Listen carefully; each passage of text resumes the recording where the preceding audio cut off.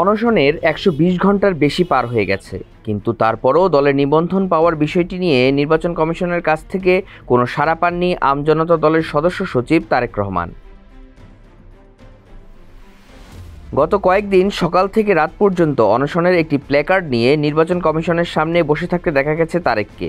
নিবন্ধন না পাওয়া পর্যন্ত এই অনশন ভাঙবেন না বলে প্রতিজ্ঞাবদ্ধ তিনি।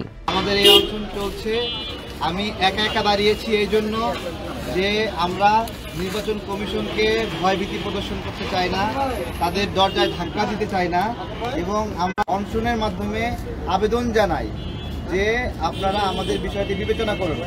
দেখেন, আপনারা আদালতের আদেশে অনেক সংগঠনকে নিবন্ধন দিয়েছেন, অন্তত 10টা সংগঠন দিয়েছেন। তার অর্থ কি হচ্ছে?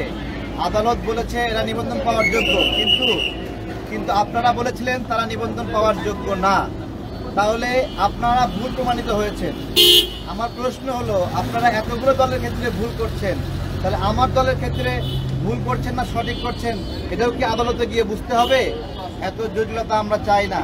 আমাদেরকে যদি এই সময়ে এসে আপনারা আদালতে পাঠান, তাহলে এর চেয়ে কষ্টের কিছু আর থাকবে না। ইতিমধ্যে সাধারণ মানুষ থেকে শুরু করে বিশিষ্টজন ও অনেক রাজনৈতিক দলের নেতাই এসেছেন তারেকের প্রতি সংহতি জানাতে। আজকে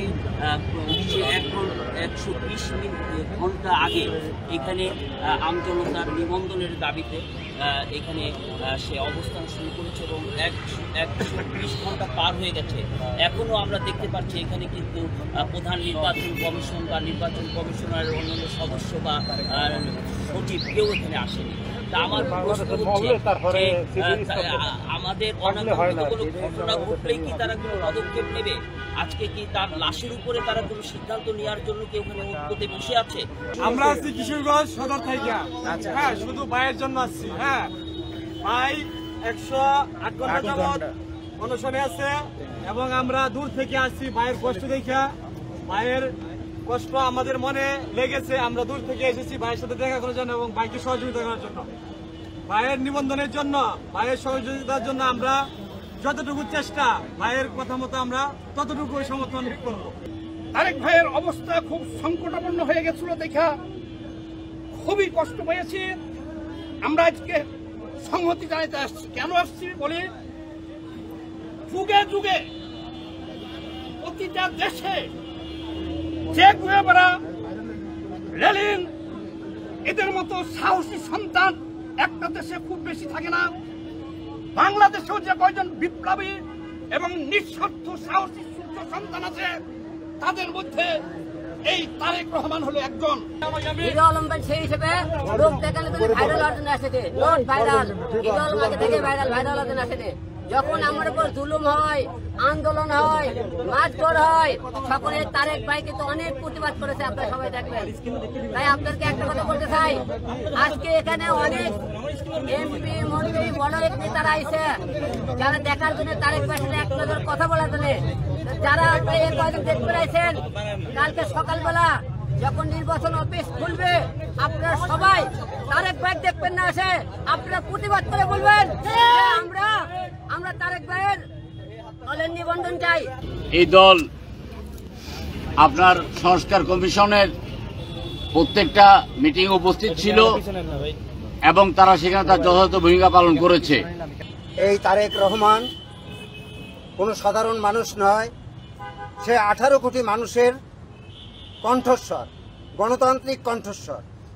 এবং জাতির ক্রান্তি লগ্নে যখন জাতি দিশেহারা, তখন তিনি উচ্চ কণ্ঠে যে কোনো জেল জুলুমের তোয়াক্কা না করে তিনি জাতির প্রয়োজনে উচ্চ কণ্ঠে কথা বলেছেন।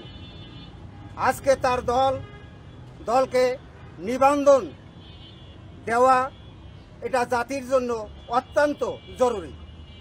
তার দলকে যদি মনোনয়ন দেওয়া না হয়, তাহলে সেটা শুধু বিপ্লবী তারেককে বঞ্চিত করা হবে না, 18 কোটি মানুষের কণ্ঠস্বরকে স্তব্ধ করা হবে। এরই মধ্যে বেশ অসুস্থ হয়ে পড়েছেন তারেক, স্যালাইন দিতে দেখা যায় তাকে। তারপরেও অনশন ভাঙতে নারাজ তিনি। প্রথমত এটা অনেক দূর আগে থেকে শুরু হয়েছে। আমজনতা দল আমরা যখন কার্যক্রম করি বেশ আগে, হঠাৎ করে আমরা দেখলাম ডেস্টিনি রফিকুল আমিন আমাদের দলের নামেই আমজনতা নামেই সামনে একটা লাগায় দিয়ে নির্বাচন মানে সে রাজনৈতিক দল খোলার একটা ঘোষণা দিল। আমরা প্রতিবাদ করার পরেও সে আমজনতার জায়গায় আমজনগণ লিখলো শেষে, ঠিক আছে। তো এবং দেখেন আমাদেরকে কোন জায়গায় খেলনা বানায় দিছে, যে এই রফিকুল আমিন যে কোনোদিন একটা রাজনৈতিক প্রোগ্রাম করে নাই, কোনো রাজনৈতিক প্রোগ্রাম করে নাই, সেই দলকে তারা নিবন্ধন দিয়ে ফেলছে এবং আমরা নিবন্ধন পাইলাম না। তার মানে কি আমরা রফিকুল আমিনের চেয়েও অধম, এরকম একটা জায়গায় ফেলে দিচ্ছে আমাদেরকে, আমাদের ক্যাটাগরিতে। রফিকুল আমিন সে তো 43 লক্ষ গ্রাহকের অর্থ আত্মসাৎ করছে, প্রায় কয়েক হাজার কোটি টাকা। এবং আমাদের কাছে খবর আছে হোটেল শেরাটন এই ইলেকশন কমিশনের অফিসাররা সেখানে গিয়ে তার সাথে মিটিং করেছে। ইলেকশন কমিশনের অফিসাররা হোটেল শেরাটনের কাজ কি? শুধু চা কফি খাইছে? কত টাকার বিনিময়ে বিক্রি হয়েছে, কত টাকার? আমাদের কাছে আরেকটা তথ্য আসছে যে আমরা শুনেছি 2 কোটি টাকায় তারা কনভিন্স হয়েছে। এবং যেই কমিশনাররা আছে একজন কমিশনারও প্রতিবাদ করে নাই যে একে নিবন্ধন দেওয়া উচিত না, একজনও না। এবং 2 দিন আগেই এনায়েত করিমের কাছ থেকে 50 লক্ষ টাকা নিছে এই রফিকুল আমিনরা। এনায়েত করিম ওই যে ডক্টর ইউনূসের বিরুদ্ধে ষড়যন্ত্র করতেছে, আপনারা দেখেছেন, গ্রেপ্তার হয়েছে, ডিবি হেফাজতে আছে সে। গত 4 নভেম্বর এনসিপি সহ 3টি দলকে নিবন্ধন দেয় নির্বাচন কমিশন।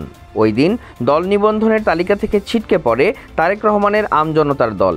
এরপর বিকাল থেকেই আগারগাঁওয়ের নির্বাচন ভবনের মূল ফটকে অনশনে রয়েছেন তিনি।